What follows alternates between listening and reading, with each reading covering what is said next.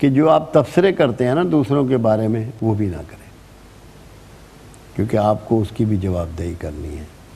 بہت سی باتیں اگر بندہ آپ کے درمیان بیٹھا ہوا ہو تو آپ ہرگز نہیں کریں گے، مگر اس کی غیر موجودگی میں آپ بڑے تبصرے اس پر کر رہے ہوتے ہیں۔ تبصرے بھی نہیں کرنے۔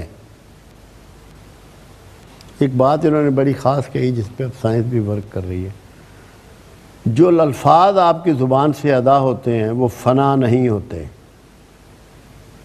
وہ اسی فضا میں محفوظ رہتے ہیں۔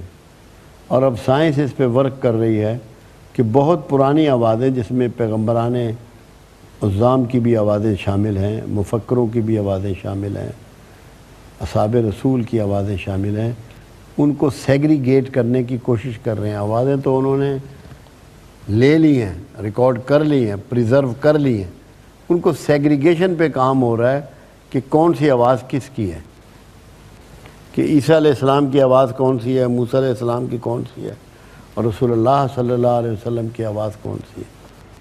یہ بات شمس تبریز 800 سال پہلے کر گئے کہ یہ ساری آوازیں فضا میں محفوظ رہتی ہیں، کوئی الفاظ فنا نہیں ہوتے۔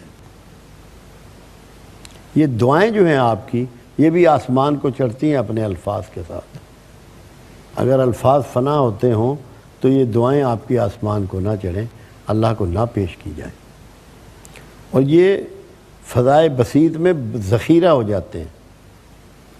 وہاں سٹور میں آپ سمجھیں کہ یہ محفوظ ہو جاتے ہیں۔ اسی لیے یہ لکھ رہے ہیں کہ کسی ایک بندے کی تکلیف ہمیں دکھی کر دیتی ہے، اور کسی ایک بندے کا سکھ ہمیں سکھی کر دیتا ہے، خوش کر دیتا ہے۔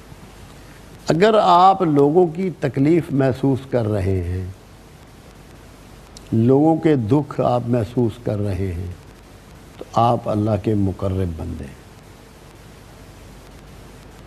اور اللہ ان کو معزز کرتا ہے۔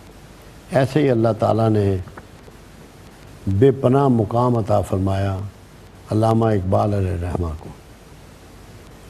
کیا کیا انہوں نے رسول اللہ صلی اللہ علیہ وسلم کی امت کا درد اپنا لیا۔ ان کو اللہ کے حبیب کی اس امت کا بہت درد تھا، اس کے لیے سوچتے، اس کے لیے شعر کہتے، راتوں کو جاگتے، آنسو بہاتے۔ تو جب یہ درد آپ میں پیدا ہو جاتا ہے تو آپ بڑے ہو جاتے ہیں، عظیم ہو جاتے ہیں، معزز ہو جاتے ہیں۔ تو ایک اصول یہ یاد رکھیے، 26واں اصول، جس کے اندر مخلوق کا درد نہیں ہے